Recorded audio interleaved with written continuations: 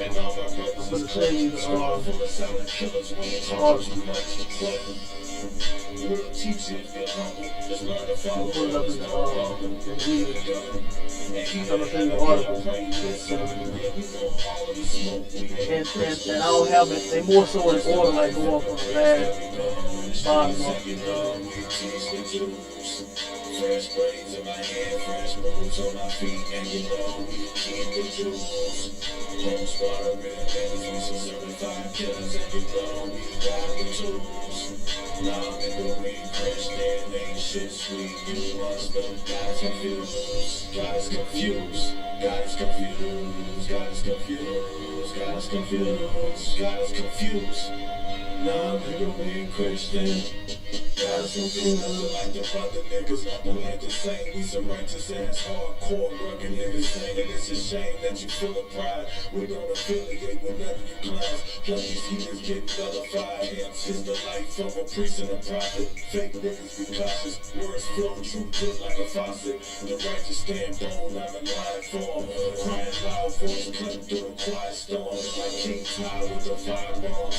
If we smoke when we drop the cannons, no fire call. The home of the truth, we don't play around.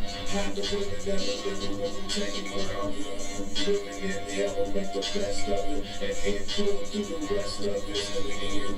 And you ain't gotta listen if you choose, as long as you don't get us confused. We not Christians. Just the life of a priest that we go in the streets, and you know we teach the Jews. Fresh braids in my hair, fresh boots on my feet, and you know we keep the jewels. Home squad of real niggas, we some certified killers, and you know we got the tools.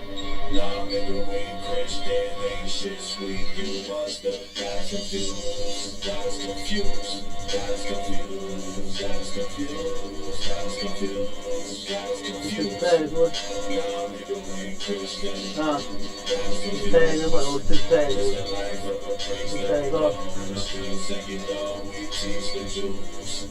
Fresh braids in my hair, fresh boots on my feet, and you know we keep the jewels. Hey, that's crazy. I didn't do that, bro. Wait a minute, showing up is yep. Ain't shit sweet, you must know. Got us confused, got us confused, got us confused, got us confused, got us confused, got us confused. Nah, nigga, we ain't Christian, got us confused.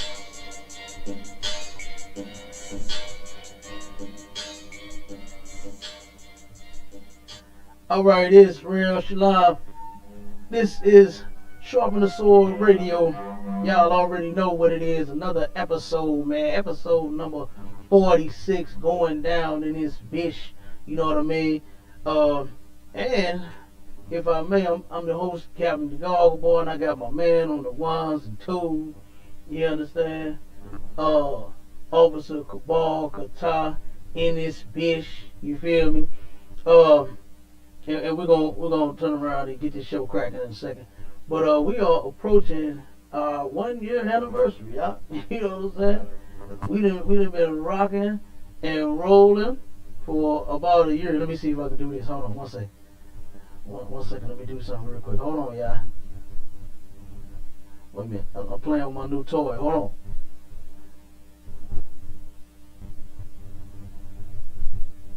Let's see. Let's see if I can do it up. Let's get a little hand clap on that. You understand? 1 year anniversary, you feel me? It's going down. Give Commander Junior a hand. You know what I'm talking about? You the most high and our king, our shy hand in this bitch. You know what I mean? That's my new toy, y'all. Yeah. Hey, but it's gonna be going down, man. We might have to do a little something special on that day. You know what I'm saying? While everybody else has been falling apart, you know what I mean? Starting with that Christian church, you know, those people are nowhere to be found. You understand? The IHPK is still rocking and rolling and holding this truth down up under the general, man. You know what I mean? And we're gonna keep doing our thing. We're gonna keep teaching this truth, holding it down, not scared of no vaccines, no shots, no pills, no medicine, nothing else. You understand? But we're gonna sincerely hold this thing down for our King Yahweh Shai, man. Um, and you know, just keep doing what we do. Okay? Everybody else is paranoid, terrified. We're gonna keep right along moving. Okay? Commander Junior Hanna has been consistently feeding the people here and all over the country. You understand? Since the pandemic, he ain't stopped. He ain't called us and told us to stop. We got to order to see. That's the difference between us and the truth out and the Negroes outside the truth. There is no order. You understand? There is no order. Okay? There is no order amongst them cats. When you get an order, that order got to get filled. It ain't no, take your time and do it. If you can't do it, leave it alone. You understand? Ain't no such thing as not completing an order. Okay? Orders go out to get filled. All right? And that's what we do. Okay? And the general, I didn't have to ask him, do you want me to keep the food program going, General? Like you, sir. You want me to keep up feeding the people and stuff? Nah. The churches said, man, it's a pandemic. Close the door. Run for your life. You understand? And they stopped feeding the people that needed them the most, man. Right. You understand? That's what they did in that church. Okay? But not in this school. All right? So it is what it is. But we're gonna show you, man, that Martin Luther King was a straight BICTH, remember? And in that order, okay? In that order, man, Martin Luther King was a sissy, he was a coward compared to Ghandi. I'm gonna use Ghandi, you understand, in this incident, okay? In this context and in this example here, we're gonna show you how Martin Luther King Jr. was a coward, was a straight biatch compared to Ghandi, man. How you pronounce his name? Mahatma Ghandi. You understand? Martin Luther King, he didn't study him totally. You understand? He did not study Mahatma Ghandi totally. What he did was he went and studied one of Mahatma Gandhi's standpoints and his movements, which was the nonviolent movement. You understand? But Mahatma Gandhi was not as big of a sissy as Martin Luther King Jr. was. You understand? And we got a couple of videos. We got a couple of articles. You know what I'm saying? We're gonna show you just how disgusting this guy, Martin Luther King Jr. was, man. All right, 1 second.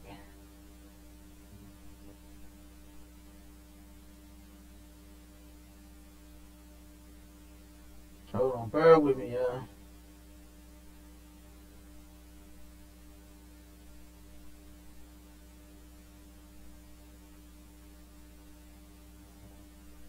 Okay, hold on 1 second.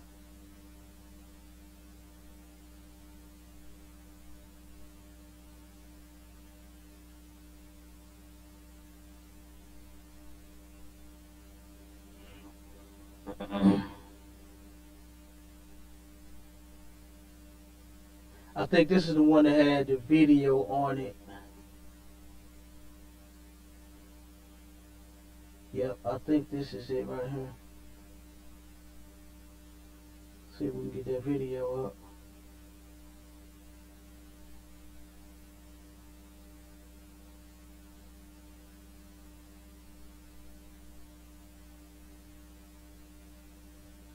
Okay, here we go. Video says, did Martin Luther King's dream come true? And the answer to that is hell no. What did my man say on Don't Drink Your Juice in the Hood? He said, wake up, son. Dreams are for suckers. You understand? Nigga, don't wake up and chase no goddamn dream. I hope it come true. You understand? And then when your reality is the exact opposite of your dream, come on, man. You understand? But let's play this quick little video. I think it's about 4 or 5 minutes. Then we're going to come with a couple of scriptures. All right, 1 second.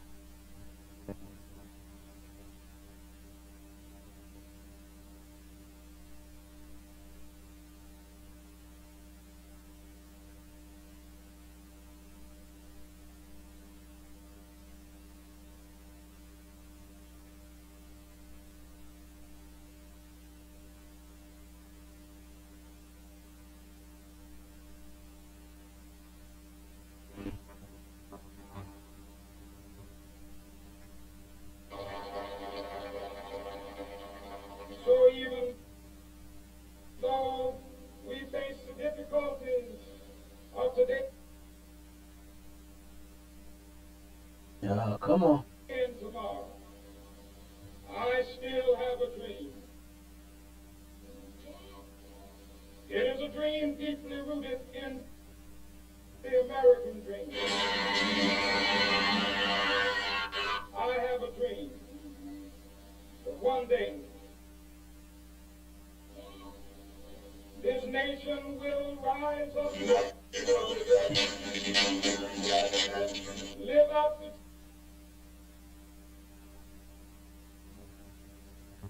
true meaning of its creed.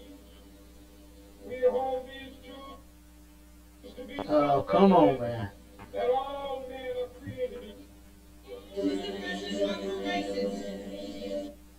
I have a dream. Hold on 1 second. This buffer. God damn it. Let's try it again. I still have a See if we dream. can get this thing to play right. Salaki, hold on 1 second. All right, let's try it Even now. though we face the difficulties of today and tomorrow. Okay, hold on, because I want this thing to play instead of buffering on me. 1 minute. Give me a second.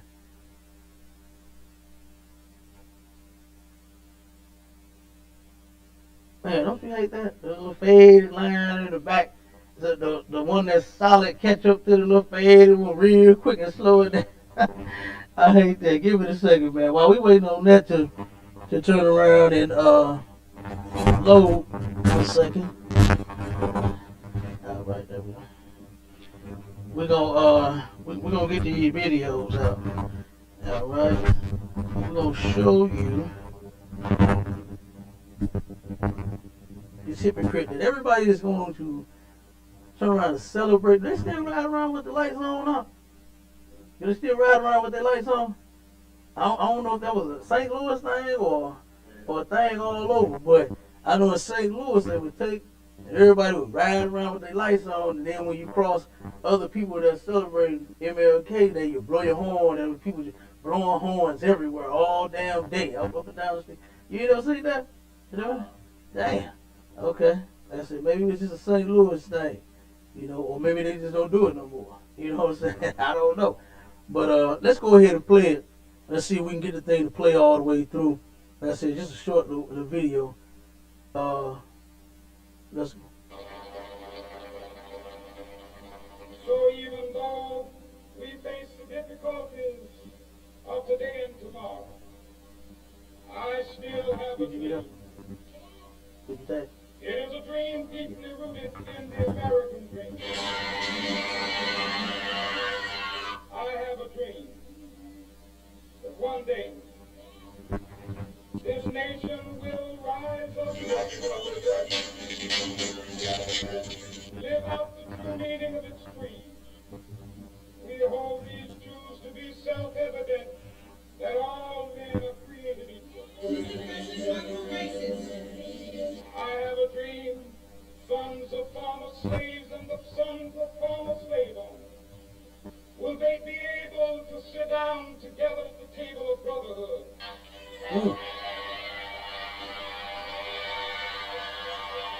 I have a dream. What? My little children Put up the one all the way one day live in a at nation the bottom. where We'll they read will it a not be bit down. judged by the color of their skin, but by the the content of their character. we're gonna go with a couple pictures too.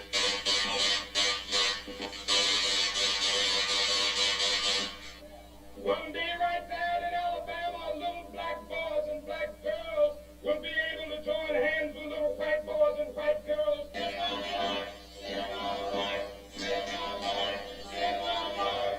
With this faith, we will be able to work together, to pray together, to struggle together, to go to jail together, to stand up for freedom together. Get that son of a bitch off the field right now. Out. He's fired. He's fired! Let freedom ring, and if America is to be a great nation, this must become true. So let freedom ring. When we let it ring from every village and every hamlet, from every state and every city, This has nothing to do with race. I never said anything about race. we will be able to speed up that day when all of us children, black men and white men, Jews and Gentiles, Protestants and Catholics will be able to join hands and sing in the words of the old Negro spiritual. No, this country stands for freedom, liberty, justice for all. And it's not happening for all right now. Free at last, free at last. Thank God Almighty, we are free at last.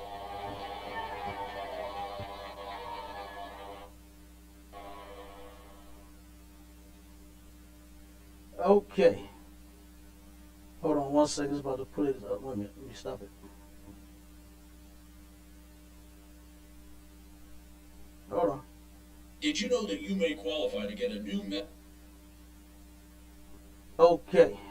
Now, as you can see, they even added little clips into the video to show you that that dream of his was a goddamn nightmare. You know what I mean? And it did not come true. You know, it's a shame. Give me Zephaniah 2:1. Martin Luther King, right, claimed to have been a man of God, right? Everybody thought that this preacher was a man of God. They really thought that. And they really believed that the words that he spoke came from the Lord, right? He said he been to the mountaintop. They think that he actually went to the mountaintop. They said the Lord said that one day we're going to be free like this and have all sit at the table of brotherhood. That's what he said. He talking about with white people up. He talking about black people sitting at the table of brotherhood with white people. Who was that? Was it Andrew Jackson or Mason? One of them. It was one of the head Masons, white man, that said that if being in the brotherhood meant being together with blacks, he said, I'll leave the brotherhood. Who was that?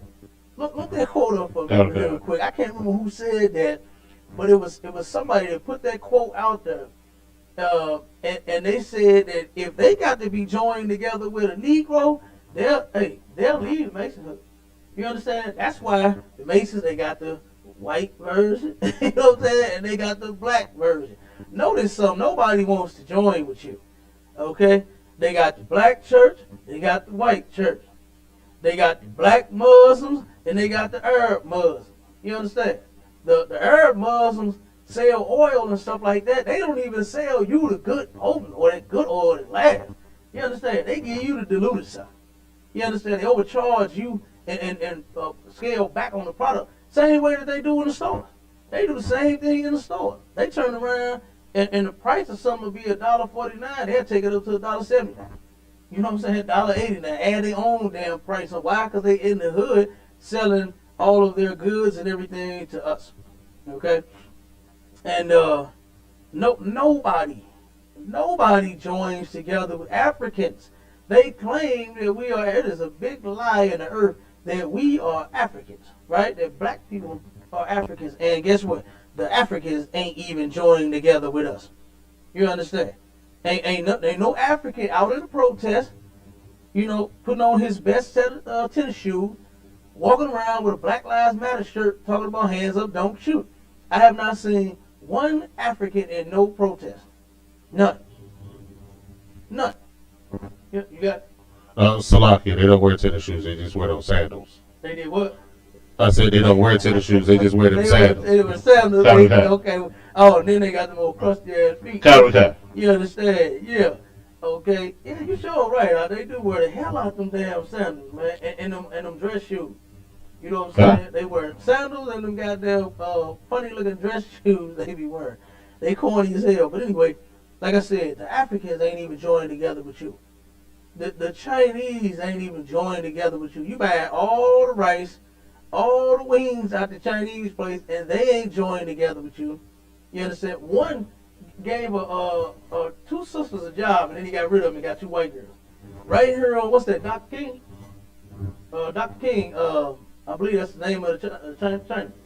Okay? Dr. King, Martin Luther King, he turned around once when he took a picture with Nelly, right? Nelly took a picture with this cat, and you know what I'm saying, hugged up. You understand? Holding his goddamn heathen like he was a brother, right? He turned around and he had hired two black women to help, you know, ring up in the restaurant. Short while after that picture was taken, he fired them and had 2 white girls in there. And I believe the 2 white girls are probably still in there. You understand? They probably still in there working. But the point I'm making is nobody wants to join together with you for no reason. You understand? Dr. King just took that picture with Nelly to boost his business. That's it. That's all he cared about, man. You understand? They talk so slow and dumb, they can't even keep up with rap songs. You know what I'm saying? So I know that he don't know nothing about Nelly lyrics. He probably didn't even know who he was. Probably came in, oh, Nelly, boy. You understand? That's probably what he did. So who knows, man? You know what I'm saying? Can you try that quote? I'm looking for it. Okay, if you can't find it, don't worry about it. Okay.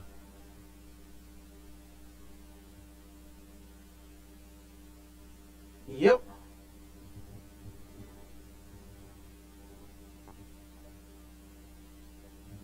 Oh, so did you want that verse? Hmm. That verse. Zephaniah 2 and 1. Okay, yeah, drop that. Okay. The book of Zephaniah, chapter 2, verse 1. Gather yourselves together, yea, gather together, O nation not desired. Okay, the scripture says to gather yourselves together, O nation not desired. There is only one nation on the planet that is not desired by all of the other nations of people. You understand? I just named a few. Okay, but that goes for all of them. The heathens do not care anything about you. There's nothing that you're going to be able to do to make the Chinaman join together with you. You understand? They've been out in our neighborhoods and having their businesses for years and have not hired one. I still ain't understand that, going to the Chinese place to go and get your products when they don't even want you there. Yeah. You understand? They won't even hire you, but they will harass the hell out of you when you're walking around a store. That little scene on that movie, Hurry Up and Buy. Okay. Hurry up and buy. Hurry up and buy. You understand? That's for real. Yeah. That's true. That's no game. We the biggest spenders in they goddamn of their establishment, and then they don't want us even in there. They want us to hurry up and buy, get the hell out of here. You understand? But then they said, give me money. You understand? They said that part too. Give me money. Give me that money and hurry up and buy and get the hell out of here. Okay? It's nothing that you're going to do, man. We done made them people rich beyond compare. Sidewalk, never going to have you read that article. We had, when I forgot how old I was, roughly about 18 or something like that. I was working for, Value City? A little flea market thing, a little resale shop down in South County, right? Down on, So? Damn, what is that? Watson. Yeah, down Watson, right? I think Value City, something. I can't remember the name of it. But it was a resale shop, right? And I saw 2 Chinese people that were consistently coming to the store, man and a woman, right? And this was like routinely, man. It had to have been like twice a week. They was in the store buying, I'm talking about grabbing clothes, man. I'm talking about filling whole buggy. They just grabbing shit. You know what I mean? Whole baskets full. Now, even though, the jeans was $1, $2, $3, they had a good section, right? If you had some designer jeans, real clean, nice and stuff like that, they might be about $5, right? But then the other stuff was like $1, $2, $3. The shirts, you get a good polo shirt, and them are about $5, stuff like that. And I'm sure everybody pretty much know about a resale shop. But they turn around and they would have 2 and 3 baskets full at a time, right?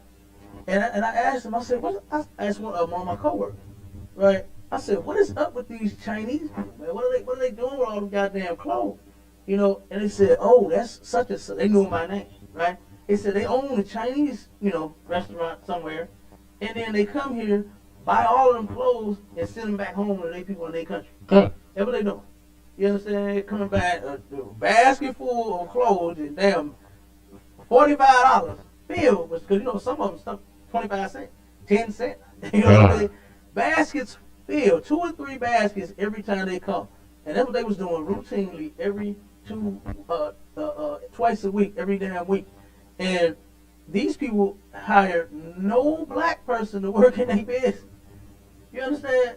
How you think they consistently sending home clothes and things to their people in their country? They can't hire you and give you no money. They don't want to hire you and give you no goddamn money. They want to take care of their own. And the Lord said in Zephaniah 2:1, He said, to gather yourselves together, O nation not desired. And that nation is the nation of Israel, blacks, Hispanics, and Native Indians. You understand? The Nakers. They got them Spics and the wetbacks. You understand? And the, what is they called, the natives? The Chiefs and Tontos and all of that. You understand? Redskins. Huh? Redskins. The who? Redskins. Yeah, the Redskins. You understand? Them the ones, that's the nation that's not desired by anybody on this planet. And that's why the Lord is called for us to come together. It only makes sense. You understand? It makes a lot of sense. You know? But due to Christianity, due to Martin Luther King and his goddamn dream, we the last somebody that want to come together with each other. We don't want to come together with each other at all. Right. That dream of his was a nightmare, man. That stuff destroyed black people, man. Go ahead. Salaki, the quote you were looking for was from Albert Pike. Go ahead. That's it. Yeah. Give it to me. Let's see where Pike is quoted as saying, I took my obligation to white men, not to Negroes. You said he did what? I took my obligation to white men, not to Negroes. He said what? I took my obligation to white men, not to Negroes. Man, he said, I took my obligation to white men, not no goddamn Negroes. Keep going.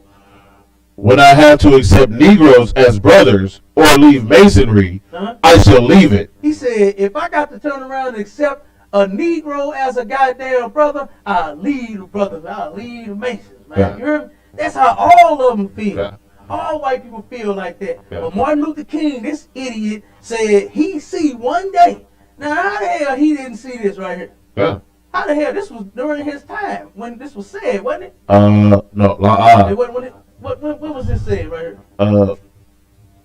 Pike lived. Let's see. Let me check that quote. Pike lived until 1891. 1891. Okay, it was before his time, yeah, right? Salaki. Something that was passed forward to his time. Yeah, Salaki. Go ahead. Albert Pike is, for people who don't know, is the most preeminent American Mason in the history of Masonry. Absolutely. He redefined and reset up the Scottish Rite. He wrote a book called Morals and Dogma, which is basically the Masons' version of a Bible. Just in case, you might not necessarily know him, but as far as Masonry goes, he's like their Christ, basically.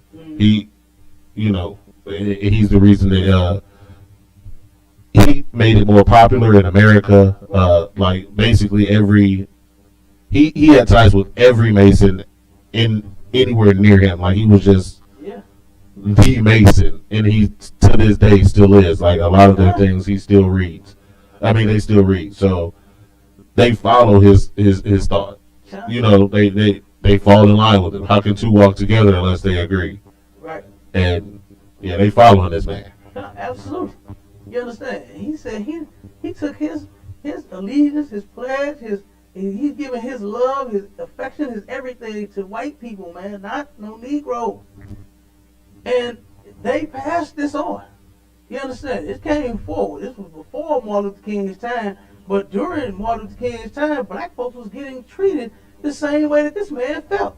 They would turn around. Martin Luther King had white people in his organization, if you didn't know. You understand? This wasn't an all-black event. You understand? This wasn't an all-black organization. Martin Luther King had white people. And he would do this. He would send some black folks into, an apartment complex or a mortgage company and this and that and say, hey, I want to buy a home. They would turn around and tell the black people, you know what? I'm sorry to tell you, but we're all out of houses. You understand? All of our units have been rented. I'm sorry, you came a day too late. And then they send the white people in there, and it's, oh, have a seat. Sure, we got plenty. Would you like to take a tour right now? We have a lovely home, just like what you said you want. I'm sure it'll fit you and your family, right?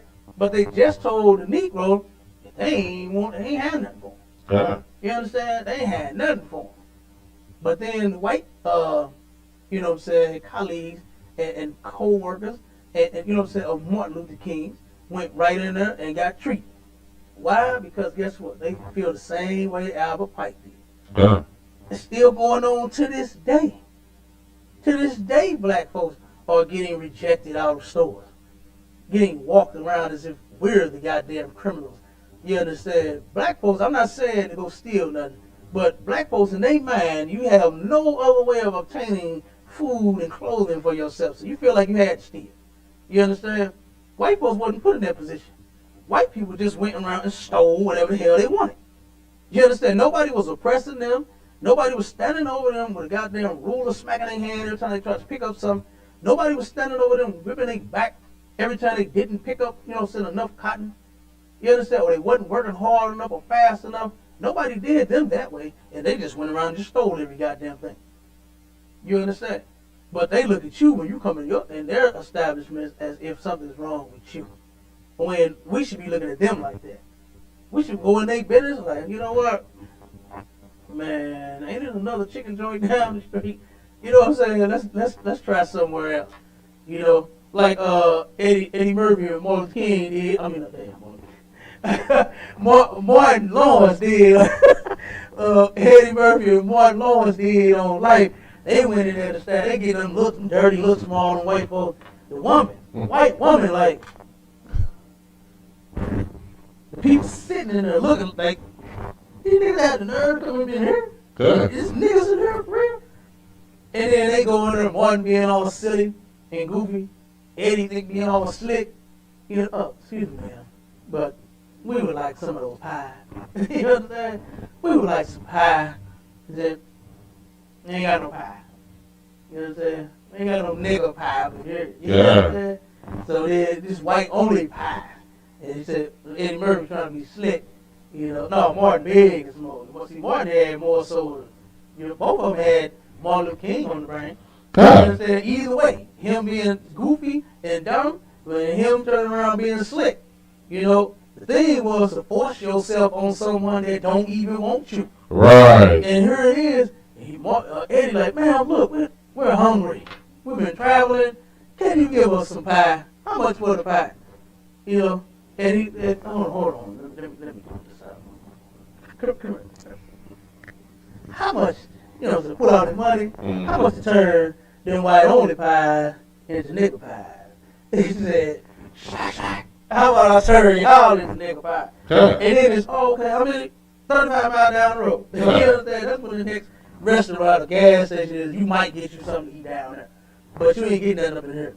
And Martin Luther King felt it was a good idea for us to leave our businesses that was right across the street from the white business to go force yourself to go eat in their establishment. When we had one across the street that had better service, better smiles on their face, goddamn eat better food, all of that, man. And we'd have been good right there in our own businesses, our own establishment, not trying to force our way into theirs. Right. That was one of the dumbest ideas he could have ever thought of. And now look at us now. Look at us now. We wonder why we're 52% unemployed. If we would have never gave up our businesses, man, them numbers would not be in effect. We would have our own. We could hire our own people. We could do what we wanted to do with our businesses. Not turn around and have to beg. Like her in this society now, especially with college even, the thing is to go to school, get your education, you understand, learn the golden rule, get a degree, and go to work. You understand? Slave mentality. Nobody, hardly nobody, you understand, even the ones, people that have the money, has not one idea of, you know what, I'm going to go get this degree, and we're going to build up our own industry. We're gonna get our own warehouses. We're going to make our own restaurants. You understand? We're going to do our own thing. That's not what they do. They go with such good slaves. That's in the Bible, too. Give me that homeborn slave guy. You understand? Black people, man, we are their greatest goddamn slave. And do you think that they are ever going to let you go? Do you think that it is on their mind for them to say, you know what, man, these people, man, they've been through a lot. You know, I think we should let them go. You know what I mean? Not even. That's not a thought of his. He's not even thinking of letting you go. Okay? He's thinking about oppressing you more because he already got you where he wants you. He got you right in the palm of his goddamn hand, doing whatever the hell he wants. And his thought for you and your life ain't to let you free. You got to go ahead, read that for me. The book of Jeremiah, chapter 2, verse 14. Is Israel a servant? Is Israel a servant? Well, guess what? The other nations of people are supposed to be serving Israel. Keep going. Is he a homeborn slave? Is he a homeborn slave? Is he a homeborn slave? Yes. You understand? The mentality has been passed along. So the wouldn't die, do what the hell he say. In the movie, I love pointing this out, man, every time they come up. The movie The Butler, right? In the beginning, the son and the father, and you know, everybody else was in the field, right? And the white man come along, this nasty bastard, is ready to rape somebody. And he's picking through the slaves, which one he's going to rape today. I'm sure he raped them all, right? But he's, which one am I going to rape today? You know, he does that in the army. You understand? You in his military, his police force, he rapes whoever he wants to. And it's so disgusting that black people still on the force. They still police officers. They still is damn soldiers and veterans and in the military and in the Air Force and the Marines. They still over there, knowing that he did all this in the past, and then knowing that he's still doing it today. So he turned around and said, "Okay, I got me one."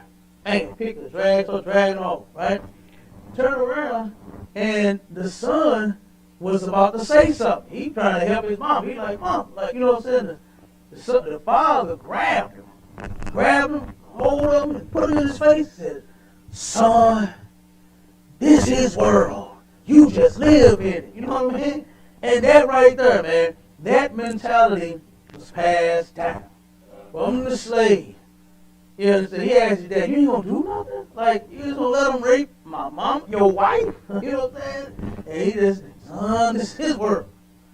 You just live in it." And like I said, that mentality has been passed down to where we're doing the same old thing. We're passing down the same old mentality.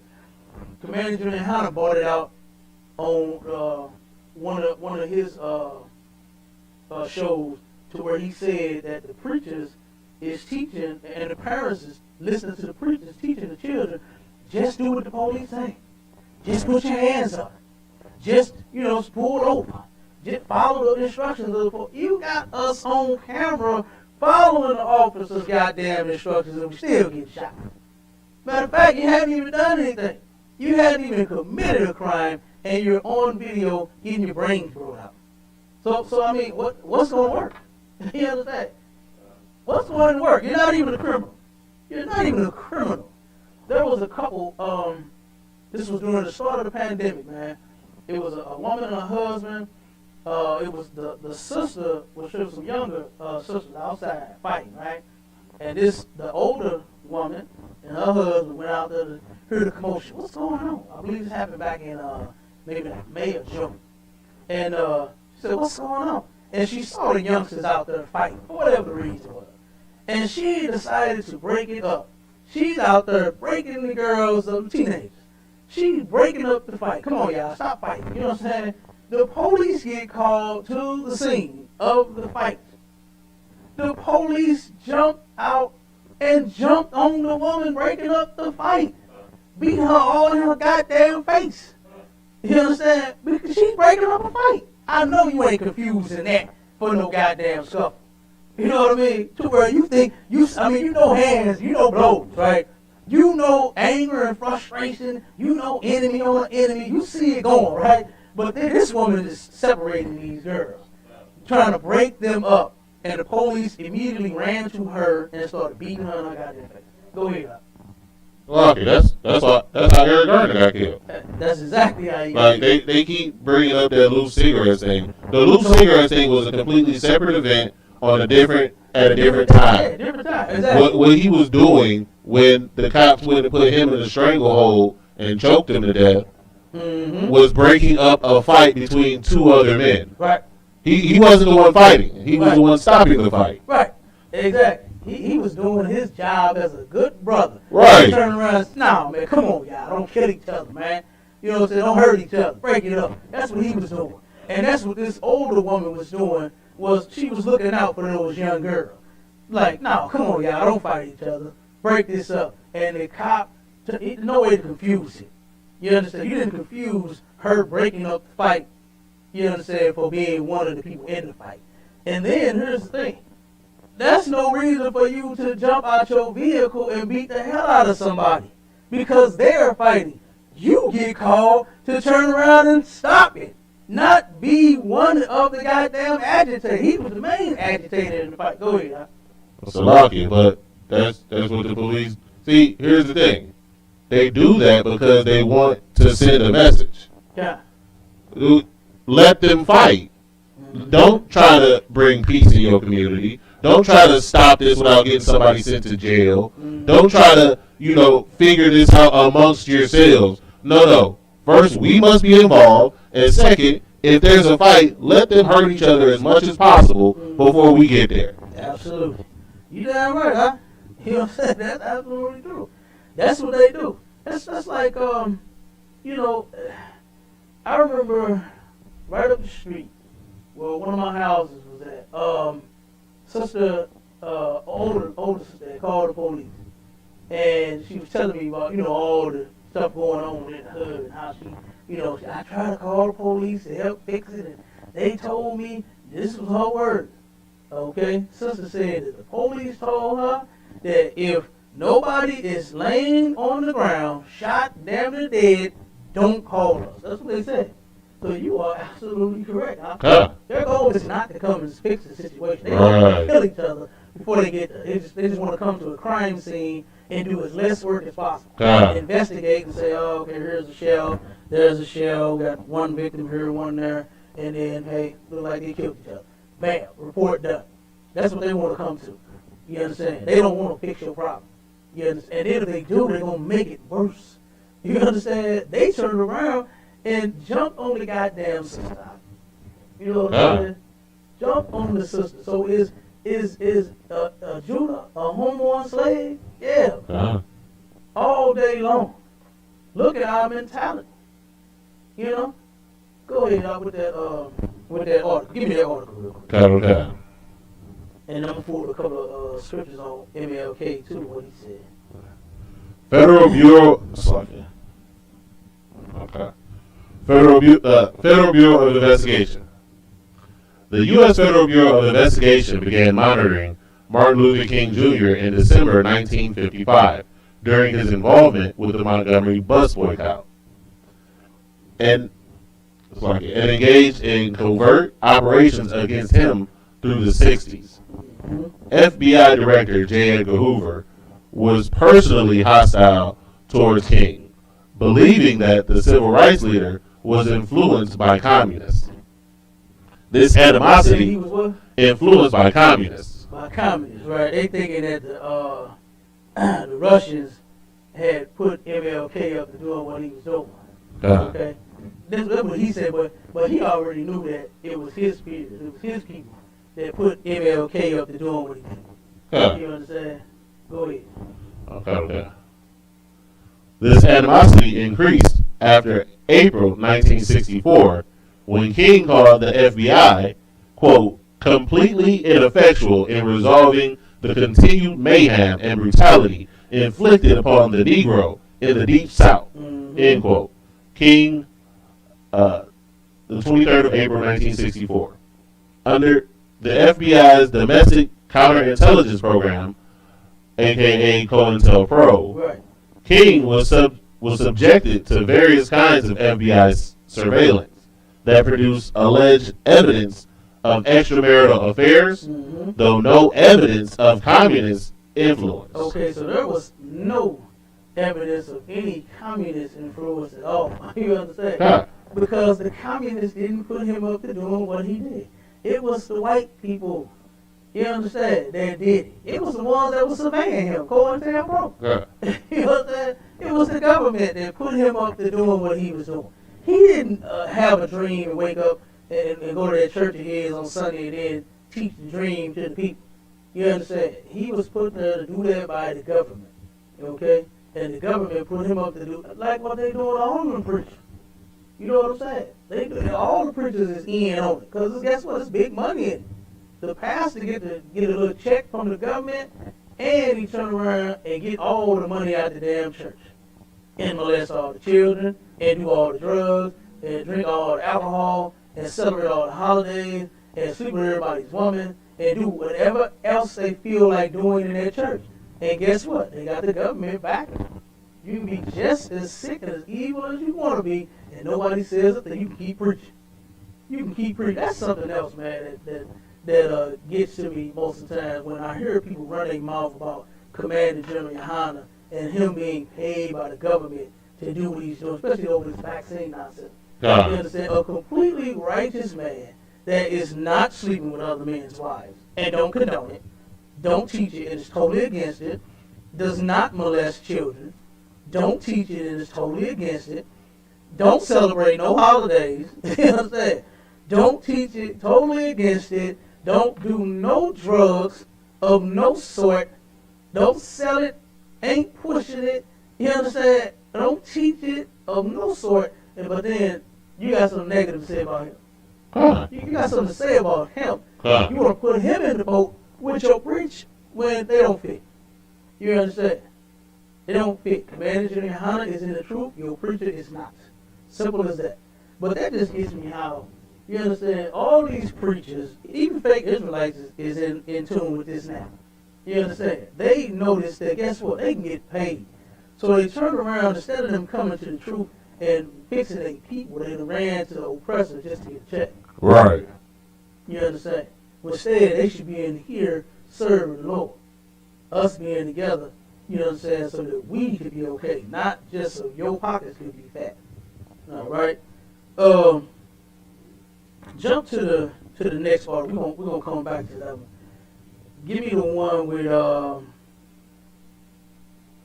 with the woman where Martin Luther King watched this grave. This one here, man. Martin King did a lot of things that a lot of people don't know about. You understand? Martin King was the reason for hundreds, I want to say thousands of children being not molested, but being beat by the police, being locked up, having dogs sick on them. We got pictures. We got a book to where in this book where the one of Martin Luther King's preachers decided on, because the movement was losing momentum, right? It was losing momentum like crazy because nobody was truly with that non-violence. Black people was getting tired of getting beat upside the goddamn head. They was getting tired of getting dog sick. They was getting tired of that mess. So people stopped showing up to the marches. And so they turned around and thought that it was a good idea to say, you know what, let's put the children out there. That was the dumbest damn thing.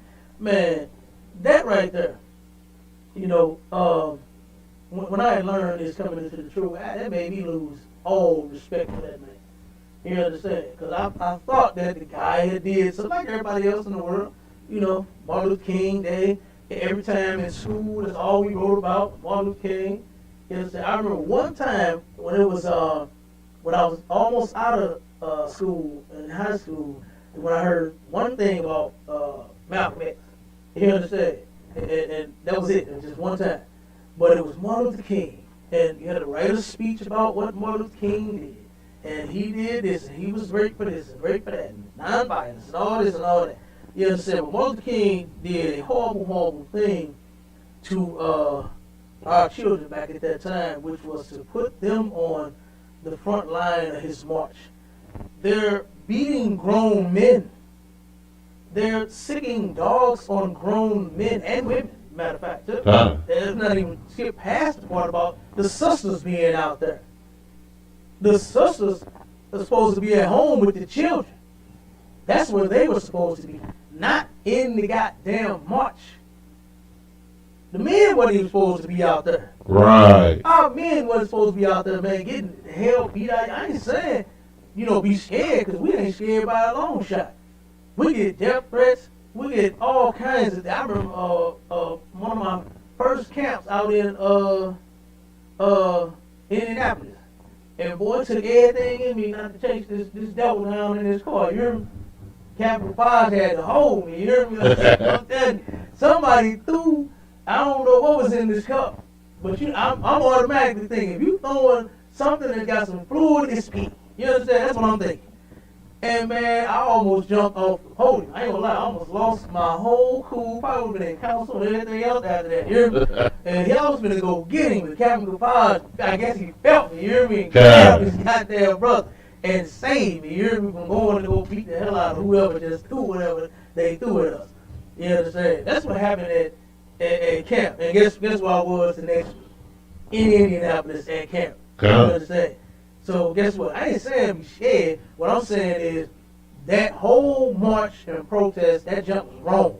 Right. It was all wrong. They wasn't supposed to do it. They wasn't supposed to be out there. They wasn't supposed to be marching. They wasn't supposed to be begging and pleading with our oppressor not to kill us, man. You understand? But like I said, but MLK turned around and put youngsters out there, man. I forgot how young the youngest one was. It might have been about 10. I think it was about 10 years old. I think they ranged anywhere from either 8 to 10 or 10 to, I mean, not 8 to 10, it was either 8 or 10 to, I think, about 13 or 14. And, man, them kids got the business, man. They got beat. The police did them like they saw that they was doing their mothers and their fathers. That's what they did to the kids, man. They blowing the kid down with a hose, man. Y'all ain't number 60 pounds. You know what I mean? 70 pounds, man. And the white man got a whole hose to this kid's face. In the book that we got, it said that the goddamn flesh of the children was just, you could just see the dog, and he was ripping the flesh right up off of them, man. How could you do a child like that, man? How could you be such a coward and put a child out there and suffer such goddamn violence? But you such a non-violent person. And you're going to stick some children, you're going to give the okay and authorization to put a child out there on the front line. Man, please. You ever been to the Passover? Oh, my God. Ain't no child finna do nothing to nobody if you have to go down. Right. You understand? We got thousands of brothers ready to go to war, protecting all of the brothers, the sisters, and them babies at every event that we have. It'll never go down at one of our events. What they like to say, not over my dead body. You hear me? You ain't gonna get this one over on my dead body.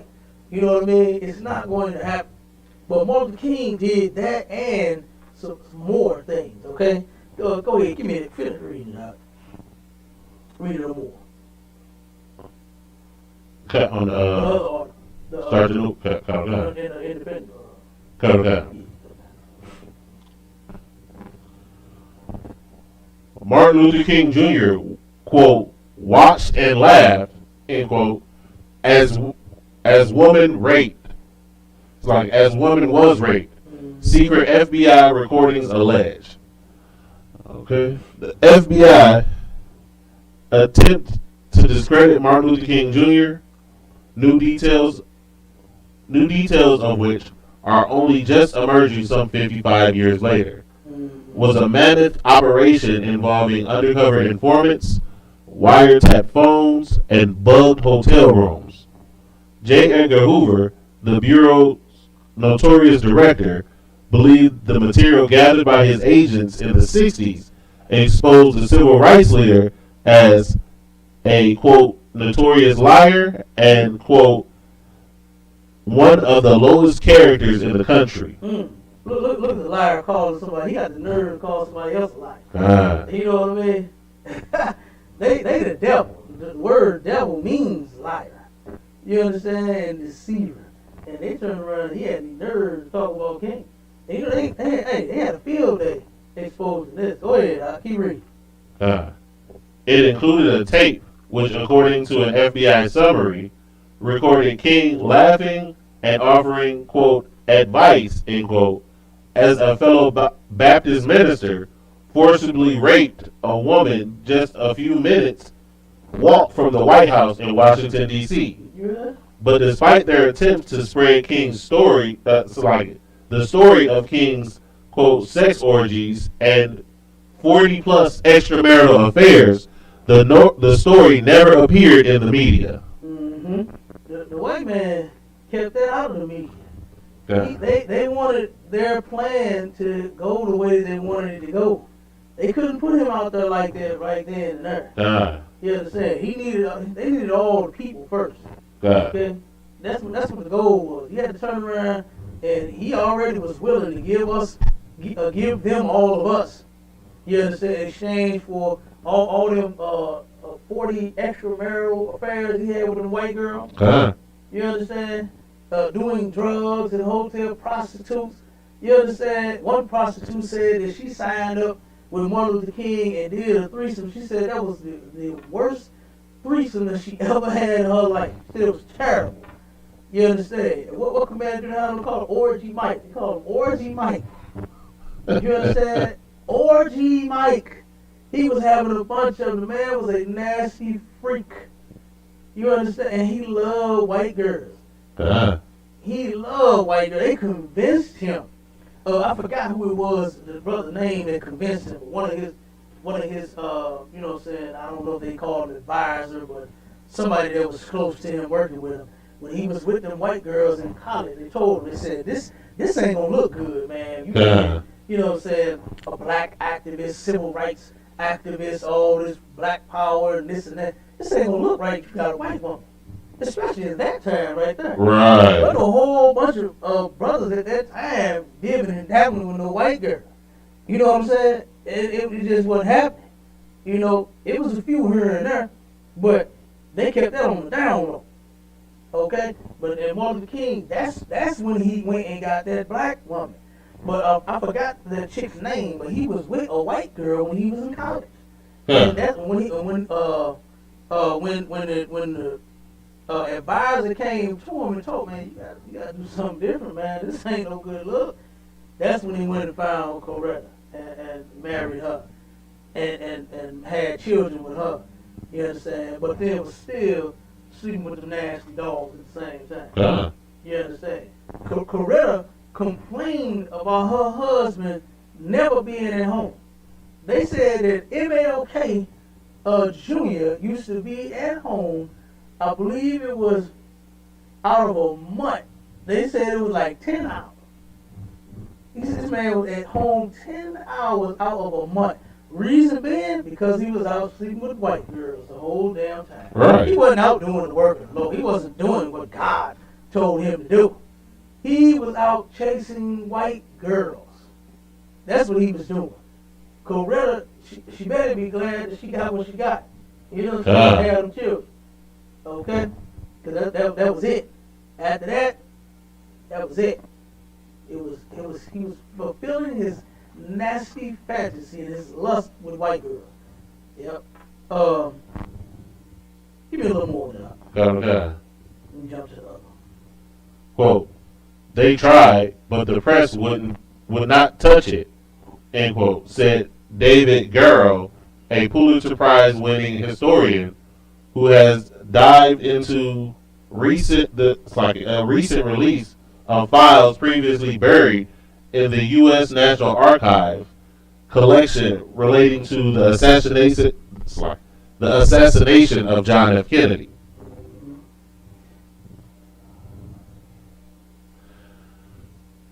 Quote, there is this sort of dual reality where across the government there are hundreds of people who know this exists, yet it is never publicly exposed. Mensagero told the Independent. At that time, there was an there was an ethic in the U.S. that prominent men's private affairs didn't qualify as news. That was what also protected JFK. Mm-hmm.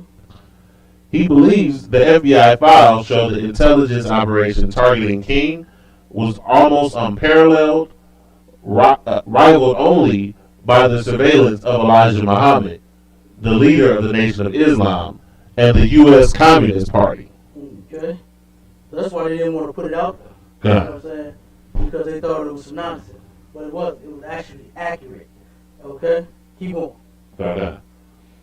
However, most of it never saw the light of day. In the end, Hoover resorted to ordering an agent to send King the notorious suicide letter, which threatened to expose his, quote, filthy, abnormal behavior, end quote, and urged him to kill himself before Christmas. Goddamn right. That's what they told King to do. And you know, he had all that. You understand? They sent him everything that they was doing. Okay? I know a brother that got busted by the Fed. Big time busted by the Fed. And they came, and as they was watching him through all the years, they had threatened his wife. You understand? And they turned around and came and said, we need to talk to you. FBI, we need to talk to you. Third, about your husband. Turned around, went on, he had a big, long, goddamn, dining room table. And the feds did it with their folder, took that goddamn thing and dumped that shit, man, all the mirrors, all the pictures, and okay, we got him over here doing this and that and this and that. Where is he now? You understand? They did the same thing. They do that. That's that threat. You understand? And I'm sure MLK got that same deal. You know what I mean? He got the same deal. Go ahead, Doc. Okay. By that time, King had become globally famous as a symbolic leader of the American Civil Rights Movement after spearheading nonviolent demonstrations such as the year-long Montgomery bus boycott and the 1963 campaign of sit-ins and marches in Birmingham in protest over racial segregation in Alabama. Between 1957 and 1968, he traveled more than 6 million miles to give more than 2,500 speeches and take part in protests across the U.S., including the March on Washington, where he delivered his historic I Have a Dream address, in which he called for an end to racism. Okay, stop right there. Now let's go to his pull up the one about that speech being plagiarized. You know what I mean? Martin Luther King, that damn speech, it wasn't even his. It wasn't even his own. When you go through that speech, you'll hear him quoting several different things from other sources. You know what I mean? And he act like he really wrote a whole entire speech by himself when he didn't. He took the speech from another preacher. You understand? Another goddamn pastor and turned around and came up with that I Have a Dream speech nonsense, and he plagiarized it and called it his own. Now, let's pull that real quick and show where that speech comes from. This famous speech that people was going to play and listen to and really think that we got ahead in this country. You understand? From behind Martin Luther King's actions is totally false. Go ahead, Doc. Okay. 50 years on, what they won't tell you about Dr. Martin Luther King Jr., like how he plagiarized the overly romanticized I Have a Dream speech. And it is overly romanticized. I mean, goddamn, it was his dream of little black boys holding hands with little white girls. That's what his dream was. You know what I'm saying? Because that's where his heart was truly at. The man had been sleeping with white women his whole damn life. Right. Coretta was his only black woman. That was the only woman he'd ever, I didn't even say he was totally interested in the sister. He just went and got her because they advised him to be with a black woman. the civil rights leader should not be with a white girl. You understand? If you are a true man of God, you go in the Bible, no black man, Hispanic man, Native Indian man is supposed to be with no white girl, no African girl, no Chinese girl, no Korean girl, no Arab girl, no Japanese girl. You understand? No Italian girl. You ain't supposed to be with none of them. If you was a true man of God, you knew the Bible. Because that's where Martin Luther King claimed he got all his nonsense from. He claimed the Lord put that on his heart. And he's a goddamn lie. I'm going to show you what the Lord said about Martin Luther King in the Bible. You understand? Go ahead, read number one. Okay. You doubt it, right? Well, here's the proof. It's been 50 years since the assassination of Martin Luther King Jr., who was shot and killed on a motel balcony in Memphis, Tennessee. He is, to this day, revered as the foremost champion of, quote, black, aka African American, civil rights, and a man of high ethical and moral standards. And he had no morals. You understand? At all. No Christian, let me make this clear. No Christian, from Martin Luther King on down to the member that sit in the back, you don't have no morals. Yeah. God gave you morals. His laws is moral. You understand? Them statutes and them judgments, them commandments, those are morals. Not you claiming that, God loved everybody. That's not a moral. Right. You understand? Jesus died for everybody. It's not a moral. All you got to do is pray over what you want to eat it. That's not a moral, man. You understand? You have none when you don't obey the Lord. And Martin Luther King was simply interested. His dream was the goddamn American dream. And I'm going to show you the American dream, what they claim. This is what they claim the American dream is right here. It was taken from a damn book. You understand? The American dream, it's a 1931 damn number one book, bestseller, this and that. Who wrote that damn thing? I forgot the guy's name that coined that phrase in that book. What's his damn name? What's his name, Mark? Like they coined what phrase? I believe, They coined what phrase? I think it was James Adams. That's where they turned around that book. James Adams. You understand? From the book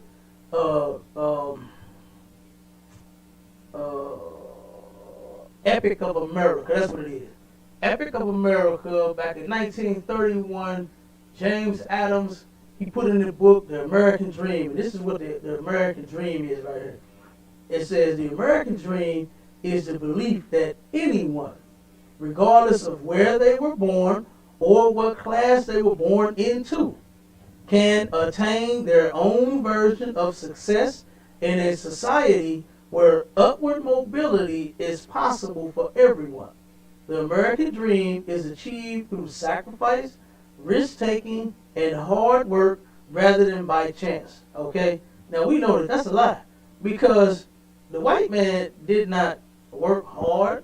You know what I'm saying? Right. He didn't take any risks. Like, you know what? I got a good idea. I'm gonna open this business, and I'm gonna see if it's gonna work, be successful, see how many people I get. In the first year, if I, double my money, I'll keep going. But if not, I'm gonna close the door. He didn't take no risk. That dude turned around and murdered everybody to get what he got. He didn't ask you, do you mind, explaining to me how you run and operate this place so I can open one? Right. He didn't do that. He turned around and lied to the natives and came with some paperwork and said, this is my land. They been there, grew up there, been there forever. And here you come talking about something that's yours? What? With a deed? What is a deed? You know what I'm saying? Right. What the hell is this? You know what I'm saying? What is this? American Mortgage Company. Who? You know what I'm saying? The hell out of here. That's what they did to the natives. And then when they didn't leave, they forced them out. Made them walk. What was it? Great Trail of Tears? Made them walk for goddamn months as they was taking them. Come on, man. They died from the weather. It was cold when they did that too. What? It was winter when they did that, man. What a cruel an evil bastard, man. To do the things that he's done to the Lord's chosen people. And then you still support him? You want the American dream? You didn't have a dream that said, you know what, I think we should stop fooling with these people. Right. That's what your goddamn dream should have been. If it was from the Lord, that dream would have been like that. It would have been like, hey, like what the scriptures say, is to separate from them people. That's in the Bible. That's what God said. God said to separate from the people that are oppressing you. Right. Not join them. Not have a dream and then make a speech and lie to millions of black people in this country saying that the dream was from God that you should turn around and join them. Give me that in Jeremiah 30. You understand? Give me that. That was not a dream from, that was not a vision from God. You understand? The Lord was not with Martin Luther King at all. Martin Luther King was a goddamn liar, like what they figured out. You know what I'm saying? They knew he was lying and full of S-H-I-T. He was a damn hypocrite. A hypocrite is a person that says one thing and does another. You so-called living by Christianity only got this one wife, and then the goddamn police catch you freaking all these white girls, these prostitutes at that out. Well, just like normal white girl. Just say you seen a white girl at the store, and you know what I'm saying? She got a job, and she got a place to live, and you just want to freak you a white girl. No, he turned around and bought the nastiest hoes in the city. He went and got a white prostitute. Could have gave Coretta AIDS, man. Ain't no telling if he did or not. Huh. You understand? Ain't no goddamn telling. Nasty bastard. You gonna take a risk at infecting that black woman, knowing that you love them white whores. That's disgusting. And Martin Luther King should have been ashamed of himself. I hope that bastard is rolling over in his grave. I hope, they say, your soul gets some rest. Man, I hope he's still tossing and turning in that damn thing, knowing what he actually did to his people, man. You understand? Give me that out with a 30-30. 5. Huh? That's 5. Oh, it's a 31. Where's the police?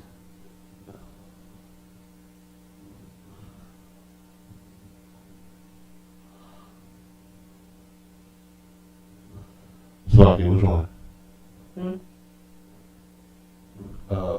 Jeremiah 23, Salakia. 23. Jeremiah 23, and started about, what is it, about 24, 23, where the Lord said, how long shall this be in the mouth of these people that prophesy lies and all that? God. Is it 25, 23 or 25? It is 26. Yeah, go get it. Salakia. God. The book of Jeremiah, chapter 23, verse 26. How long shall this be in the hearts of the prophets that prophesy lies? The prophesy what?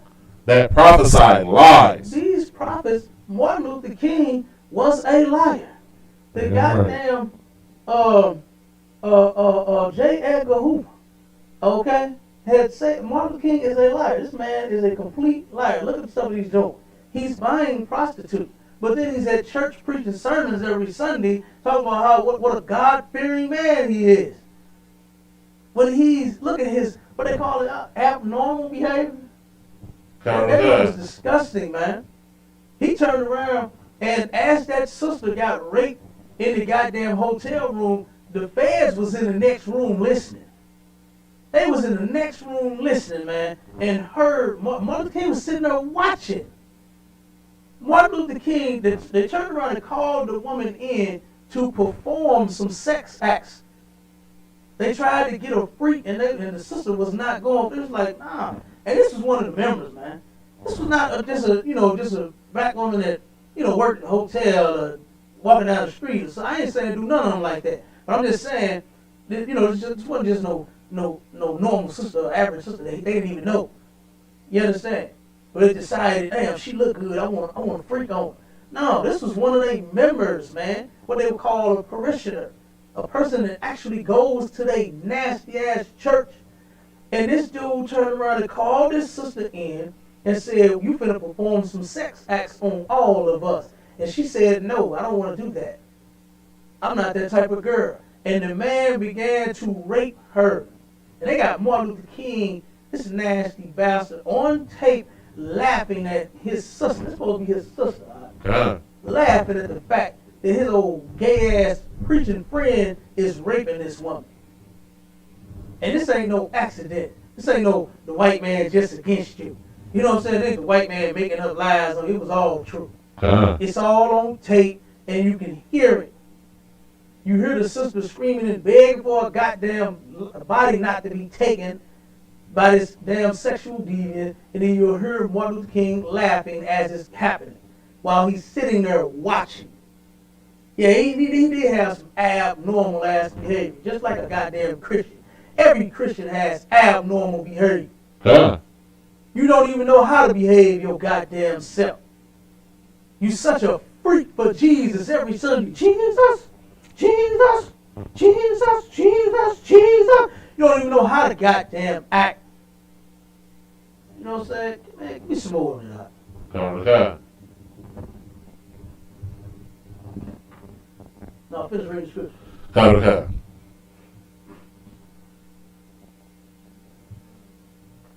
Yea, they are prophets of the deceit of their own heart. They are prophets of the deceit of their own heart. Right. Martin Luther King did not teach you nothing out of the Bible.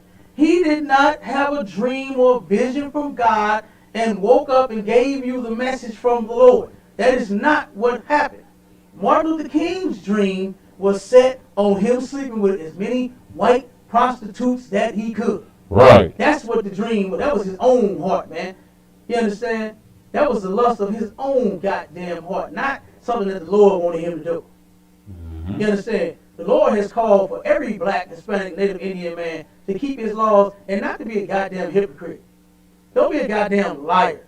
Don't turn around and say that you know the laws and you know the truth and you're a God-fearing man, but then you go around sleeping with white girls. Don't lie and say that you fear the Lord, you serve God, but then you smoke weed. You understand? You turn around and you molest children. You sleep with other men's wives. You doing all manner of evil. You don't fear the Lord at all. You are a prophet. Martin Luther King was a prophet of the deceit of his own goddamn mind. That's what your heart is. Right. In the Bible. This thing that's in your chest. You understand? That ain't the heart it's talking about.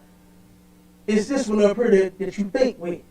That's your heart in the Bible, your mind. To where, you know what I'm saying, you decide on doing whatever you do. You're going to serve the Lord. See this right here in the Bible? You're going to do it? Or you're going to say, you know what? I have a dream that little white boys and black boys is going to hold hands. And little black girls and white girls is going to hold hands. You know what I'm saying? That's what you do. Huh? That's what Martin Luther King did. That was of his own damn deceit. Keep reading. Okay.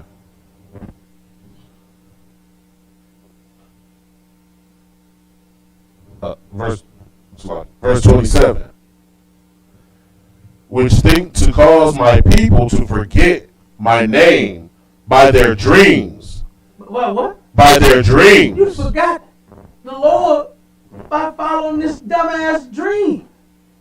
It ain't gonna never happen. This dream ain't gonna never come true. You ain't gonna never catch yourself sitting at the table with white people. Man, what was that video? It was the name of the video where they had all the white people sitting around the table talking about capitalism, wasn't it what it was? And they had the servants was under the goddamn table. What was that, capitalism? Or what was that video that they had? I can't remember what that was, but they got all the white people being treated. They got the servants, they got some coming and they're putting they fork and their knife down, and they giving them their drink, and they serving them with fine china. They eating fine food, but then they had the black people. They had a couple of them up under the goddamn table. You understand? Hoping to get some of the crumbs so they can eat. You know what I mean? You ain't gonna never sit at the table with white people, man, and enjoy your goddamn self. Whose idea was that? You understand? It was Martin Luther King's, and guess what? It ain't gonna never come true. Keep reading, Doc. Okay. Which they tell every man to his neighbor, as their fathers have forgotten my name for Baal. Did you skip something? Where I say I have dreamed. That's in there. Verse 28. Go ahead, give it to me. The prophet that hath dreamed, that's like it. The prophet that hath dreamed. The prophet that had the dream. Martin Luther King claimed that he was a prophet. Guess what? This is the Lord right here. He's a true prophet. You understand? And he could have prophesied about Martin Luther King right now in the Bible. The prophet that say he had a dream. Keep going. Let him tell a dream, and he that hath my word, let him speak my word faithfully. Now, Commander Junior Hunter keeps the word faithfully, and he teaches all of us to do so. Martin Luther King is the one that sold you a goddamn dream, sold you out of your businesses, sold you out of your communities and your homes, sold you out of every goddamn thing that we did have at that time. That's what he did. Keep going. Okay. What is the chaff to the wheat? No, you missing something. I got. It's like I got what you. Did we, Verse 32. Behold, I am against them that prophesy that prophesy false dreams, saith the Lord, and do tell them. Read it again. I don't think the people heard you. I don't think the Christians that's getting set tomorrow to celebrate Martin Luther King, I don't think they heard it. Say it again. Behold, I am against them that prophesy false dreams. I am against them, and a dream is a dream, man. You understand? I ain't woke up from now dream and hope it came true. It's a dream. And there's several different things that could cause a dream to happen. Huh. You could turn around, you could eat too much, you could drink too much. You understand? And I'm talking about you drink too much liquor. I ain't talking about just no juice. You could drink too much goddamn liquor. Right. Matter of fact, I done had a lot to drink, and in my dream, I was dreaming and I was using the bathroom. You know why? Because I had to actually go. You understand? The dream woke me. I was like, damn, I'm in the bathroom, handling my business, right? But then I'm sitting there sleeping in the dream, and I'm why I gotta pee? And then, I jumped right up and had to go to the bathroom. Yeah. You understand? It ain't nothing for me to goddamn prophesy and take to the generals and say, hey, I had a dream I was in the bathroom and I woke up and I had to go to the bathroom. That ain't no goddamn revelation. Right. You understand? That's just a goddamn dream, man. It just so happened that I had to go to the bathroom at the same time. Like, we don't believe in magic and identification. Yeah, right. You understand? And the Lord doesn't either. And the Lord does not, he's not with no dreams. And Martin Luther King turned around and said that he had a goddamn dream. And he said that he went to the mountaintop and the hill and the valley. He done been everywhere. He done seen the glory. You understand? What else he said in that speech? The promised land and all that nonsense? Yeah. You know what I mean? He claimed, he tried to push that off as if the Lord certified that mess, man. When in the Bible right here, the Lord is saying he's against Martin Luther King and his goddamn dream.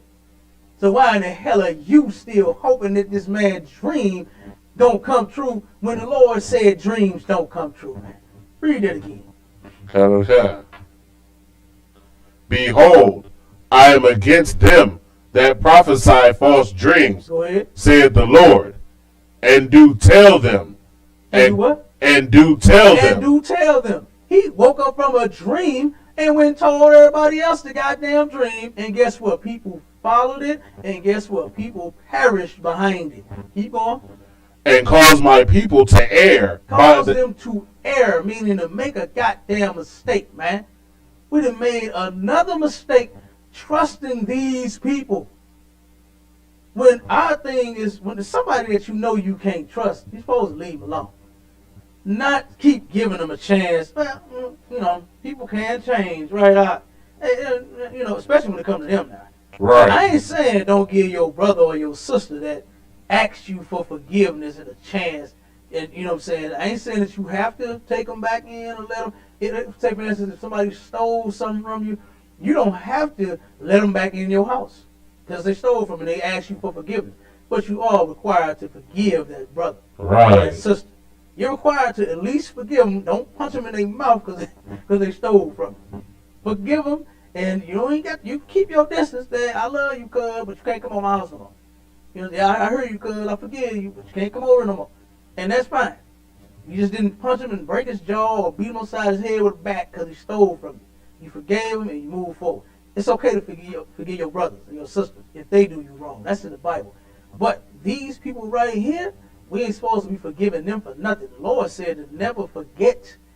The Lord said, do not forget the horrible things that you went through at the hands of these people.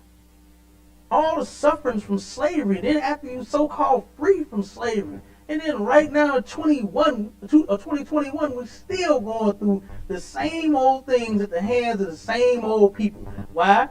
Because you won't listen to the Lord. You rather listen to Martin Luther King and his dumb-ass dream. Keep reading.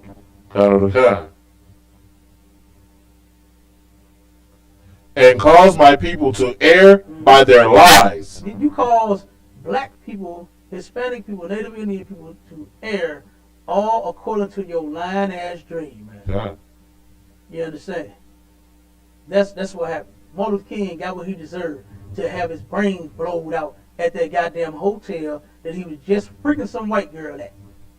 A white prostitute, I'm sorry. Not just an average, white girl. But a white prostitute. Keep going. Was that it? Go ahead, keep going. And by their likeness, yet I sent them not. I did what? I sent them not. I did what? I sent them not. The Lord was not with Martin Luther King Jr. Right. He did not send Martin Luther King Jr. He sent Commander General Yohana. Damn right. You understand? He sent him to teach you the truth, man. Because only in here is where you learn the truth at. Is where the scripture says to never to trust thine enemy. Right. It tells you in Deuteronomy that your enemy is going to be the people that's going to buy you off of those auction blocks. That's going to be whipping your backs and selling your children and raping your women. Those are the people that's going to be your enemy. They're your enemy. And we are not supposed to trust them. Martin Luther King had a dream that we was going to all get into bed with like he was. That's what the dream was. The Lord said, I sent him not. Keep going. What did it? Go ahead. Nor commanded them. Mm-hmm. Therefore, they shall not profit this people at all. Oh my God. Saith the Lord. Did you hear that? 50 years later, I got a video where it says the dream still unfulfilled. Martin Luther King profited us not, man. But I see the fruit in the ISUPK. Damn right. I see the change that it's making in brothers and sisters' lives in the UPK. I see that. And this is real. You understand? And guess what? Wasn't no big speech done about it. Guess what I saw the brothers doing? Teaching the truth, man. I saw them on the corners teaching the truth. And I said, God damn, wait a minute. Where have I been? You understand?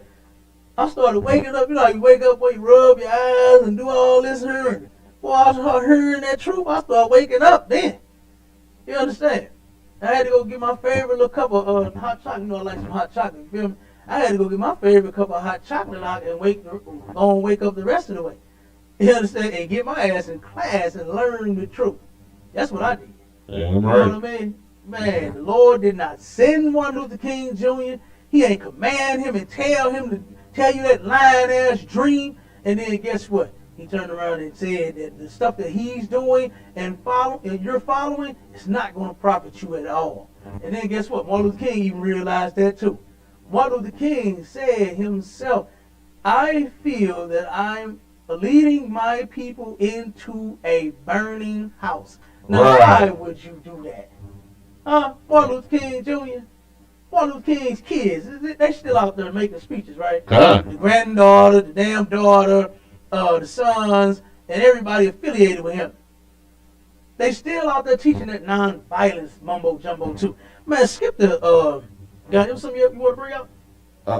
Okay, skip to Ghandi, man, and show you that Martin Luther King Jr. was a big bitch compared to Ghandi, man. You understand? Ghandi wasn't as soft as the hell you think he was. Let's read up. Should be the top. Okay.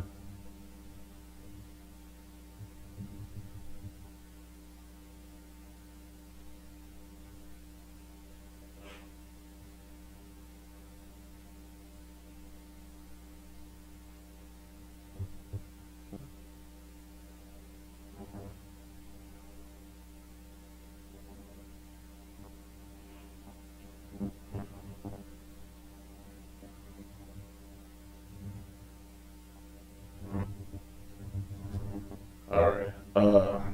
Let's see.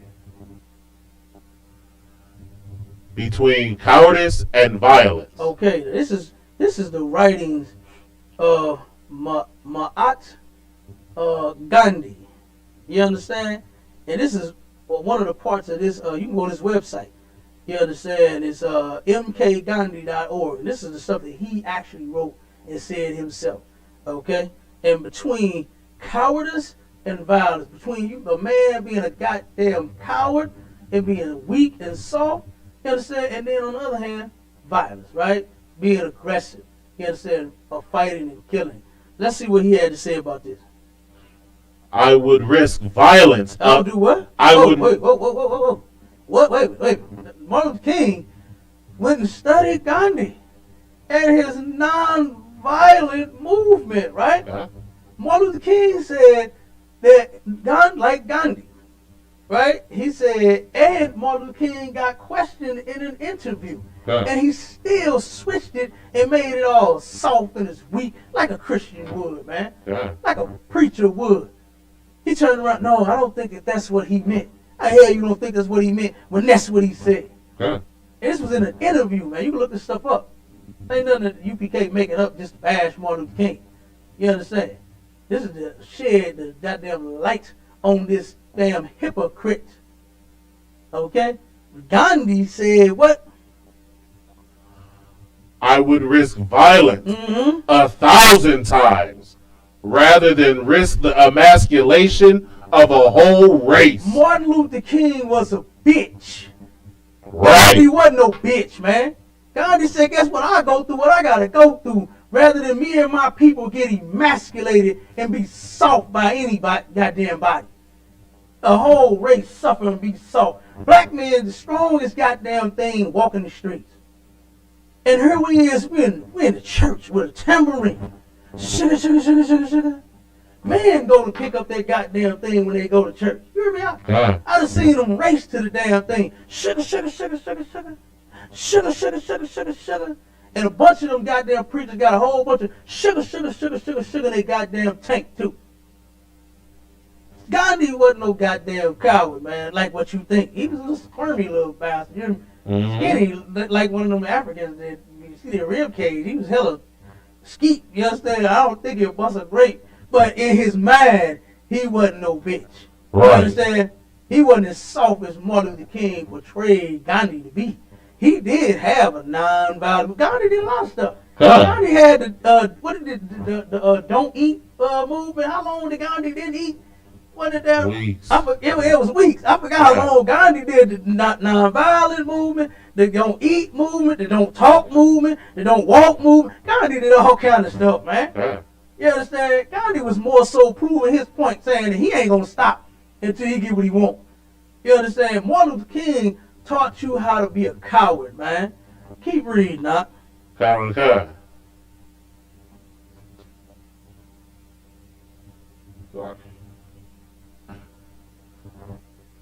I do not believe. Read that again. I do believe. Read what they say.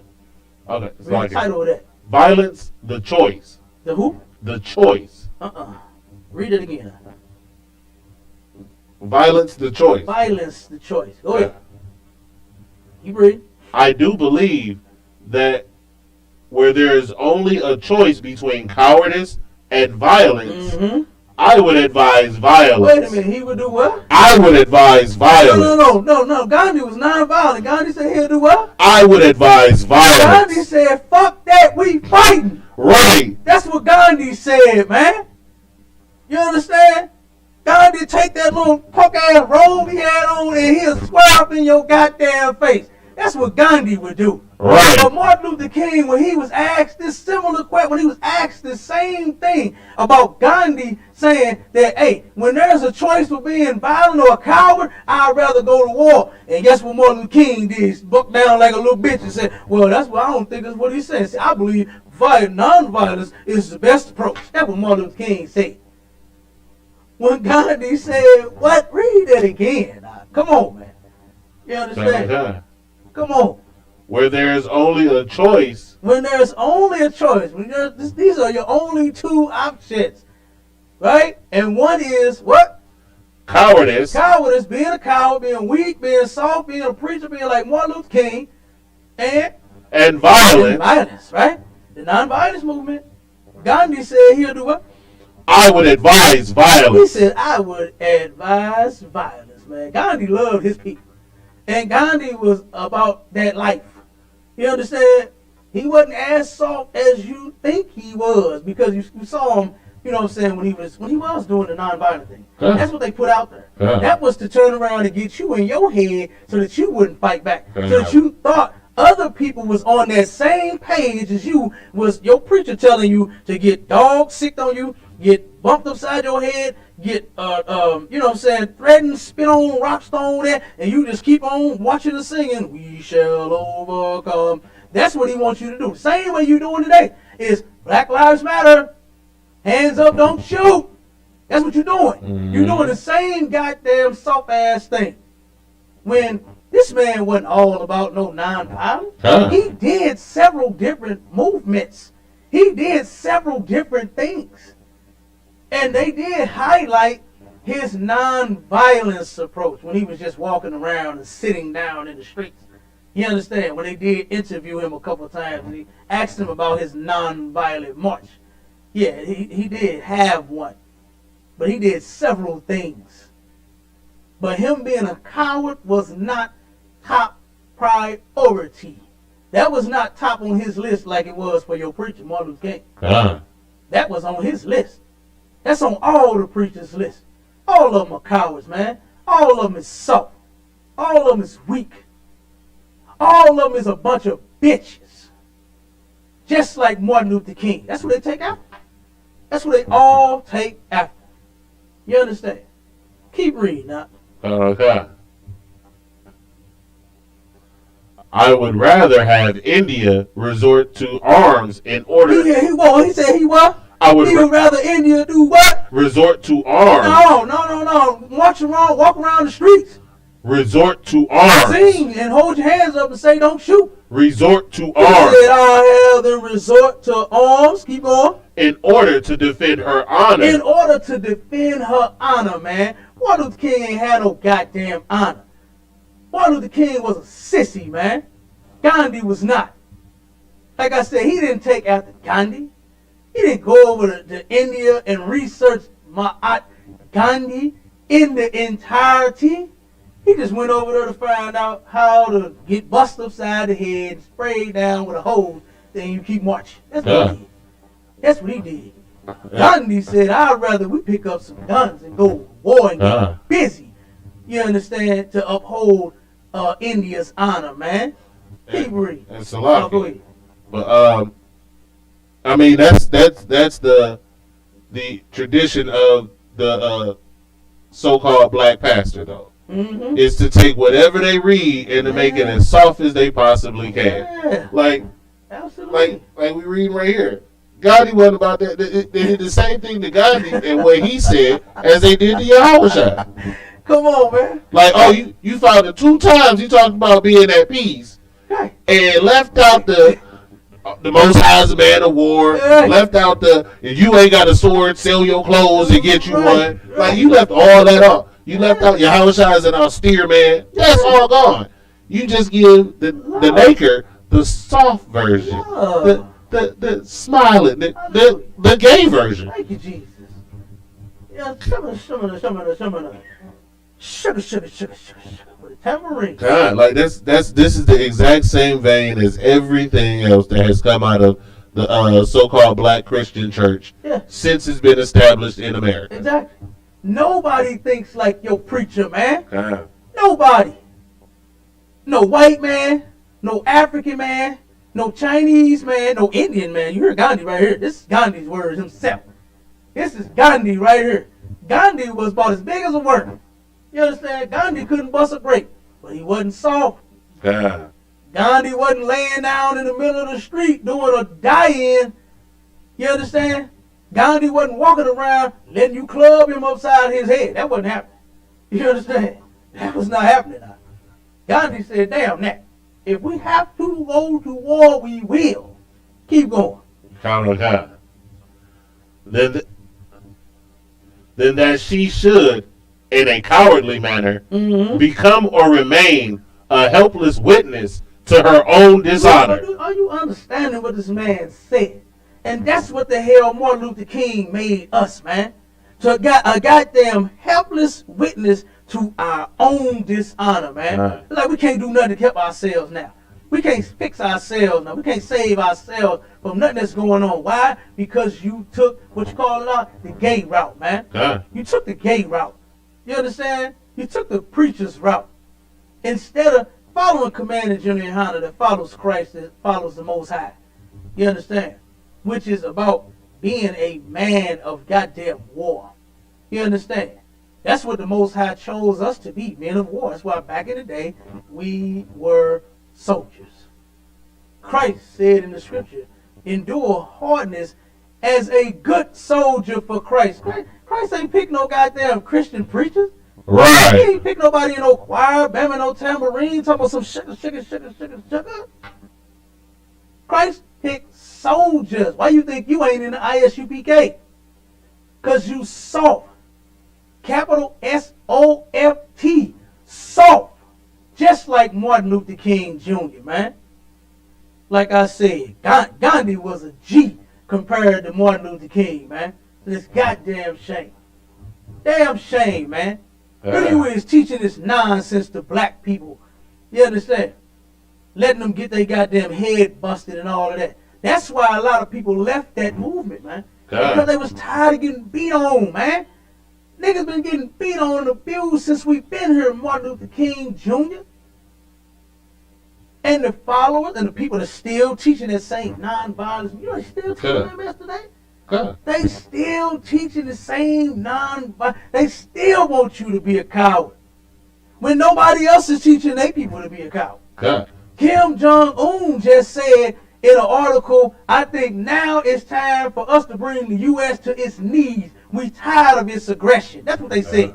They ain't saying bow down and, you know what I'm saying, and just take whatever they give you. You know what I'm saying? Kim Jong-un ain't playing that. He talking about going to war. That's what he talking about doing. Everybody else in the goddamn planet Earth is ready for war except blacks, Hispanics, and Native Indians. You ready to go to goddamn church. You probably just got your soft ass out of church. Instead of you being in class, learning how to be a goddamn man, number one. And being a soldier for Christ. No, you'd rather be a Christian. Go ahead. I was just wondering, can I read this other quote? Go ahead, keep reading. This is from the section, No Cowardice. This is the article? Yeah, go ahead.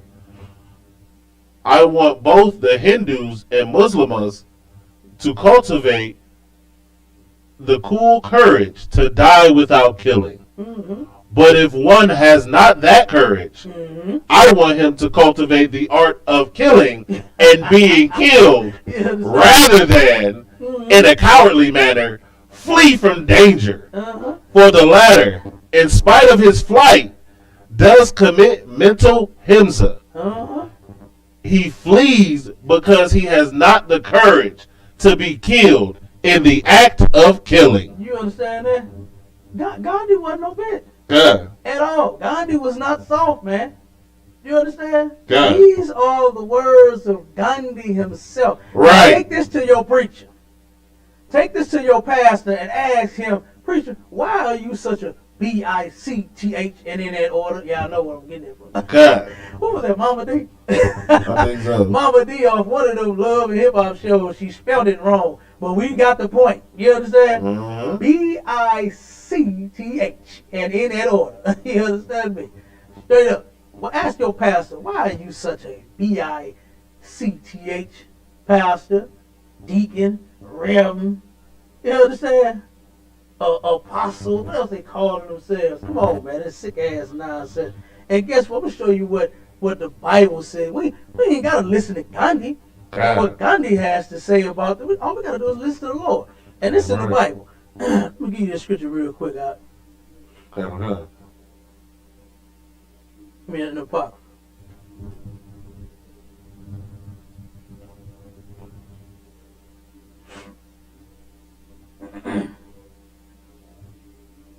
First Maccabees 2 and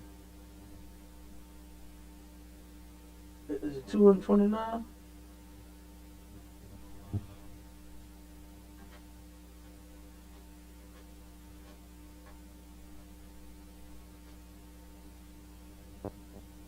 It might not be 2 or 29. Hold on one second. 3 and 21. Mm-hmm.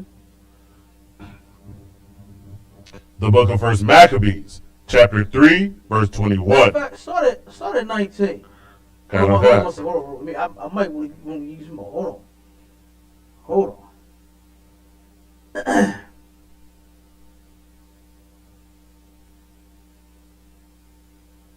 Give me start at 18. Cause this is when Judas Maccabee and the brothers that rolled with him. At this time, guess what? We've always dealt with like Christian preachers. People that were cowards, you know what I'm saying, of our people that was scared. These brothers turned around, not Judas Maccabee, but the preachers at that time turned around and said, we're not going to fight on the Sabbath day. No, we're not going to do that. You understand? We're going to Yeshiva and Yehuda on the Sabbath day. That's what they said. And then they turned around, all of them got killed. Judas Maccabee rounded up some brothers that was some gangsters. And they said, man, I'm rolling with you. I ain't with dying at no day. They said, I ain't with dying no day. You understand? So them brothers rounded up and they fought. And this is what Judas had to say. Go ahead, read. The book of First Maccabees, chapter 3, verse 18. Unto whom Judas answered, it is no hard matter for many to be shut up in the hands of a few. Now it's not hard for a whole lot of people to get shut up, to get taken down. You understand? In this war, in this battle, by the hands of a few. The Lord has done it several times. You understand? It's in the Bible. It's been recorded. It's a history book. The Bible is a history book, not a book of shovel, and sow a seed and you'll get money. You understand? It's not that. This ain't that. All right, it's a history book, man. And our history, over 6,000 years of records is right here in this Bible. And the Lord has always handled his business with just a few brothers with a 1,000. You understand? Yeah, right. Go ahead, keep reading. And with the God of heaven, it is all one. It is all one. It's like, hey, it don't matter. You understand? A few brothers, a whole bunch of brothers, and look, he can handle his business. He ain't got no problem. You understand? Keep going. To deliver with a great multitude or a small company. Man, look, with the Lord, he can handle this. You understand me? Don't even trip off that. What Judas is saying, all we got to do is trust in the Most High. You understand? Don't be a goddamn coward. Don't do like them other brothers. Don't do like Martin Luther King Jr. and just be willing to die. You understand? Because you're scared. You understand? They wasn't willing to die like in the right fashion, where they saying that we're gonna stand up for ourselves. They was willing to be a coward. Cowards die. You understand? In the mind of a criminal, if a person is begging and pleading with their life, they got a better chance at fighting the goddamn criminal, the culprit, the person that's victimizing them. You understand? Or doing whatever to them. They got a better shot at getting away if they fight, and you can look that up. But when you beg, oh please, Please don't kill me. I got a family. This they turn around, boop, boop, boop, blow your goddamn brains out because you are a coward. The white man don't accept no coward. That's why they killed Martin Luther King. You understand? That's why they blew his damn brains out. Coming out that hotel room with that old sleazy white slut and turned around and blew his brains out. Everybody knew what was going on. The police going in one direction. They was doing it on purpose because they knew it was his time to go. And the people, they point, no, he that way. Get him, y'all, he that way. The police is going that way. They knew what the hell they was doing, man. They knew exactly what they was doing. It was time for that bastard to go. You understand? Look at what he did to the most beautiful people on the planet Earth. To turn around, and this people needs to be protected by somebody. And guess what? Commander General Hunter vowed to do so. This people needs to be led properly. You understand? Needs righteous rulership. Commander General Hunter vowed to do so. And the rest of us vow right behind him, man. You understand? The generals, the captains, the officers, even the goddamn troopers and the sisters in the school. That's right behind the general, man. You understand? Keep reading.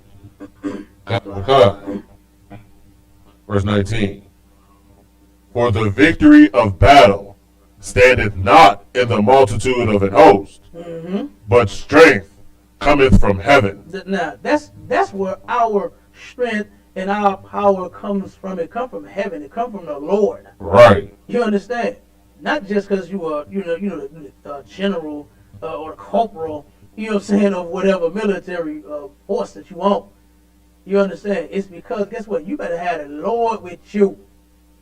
And you see that those Christian preachers, those fake Israelites that vowed to Yehuda and Yeshiva on the Sabbath day versus fight for their lives so that they could Yeshiva and Yehuda another day. Right. You understand? No, they died. They got killed. All of them got killed, man. All them Christians got killed in their temple because they wouldn't fight, because they were cowards. Ghandi ain't say do this. You understand? And guess what? Neither did Judas Maccabee. He ain't say do that. He ain't say be no coward. Keep reading up. Verse 20. They come against us in much pride and iniquity to destroy us and our wives and children and to spoil us. Guess what, man? This is their goal. This is the things that's on their mind. To come up against us to destroy us completely. Not just the men, but our women too, and our children. That's the white man. That's what he's been doing. Damn right. You understand? He's been killing us all. Young, old, in between. Abortions, child support, crack, heroin, weed. You understand? Christmas, Thanksgiving, New Year, 4th of July, Valentine's Day. You know how many brothers get killed on Valentine's Day?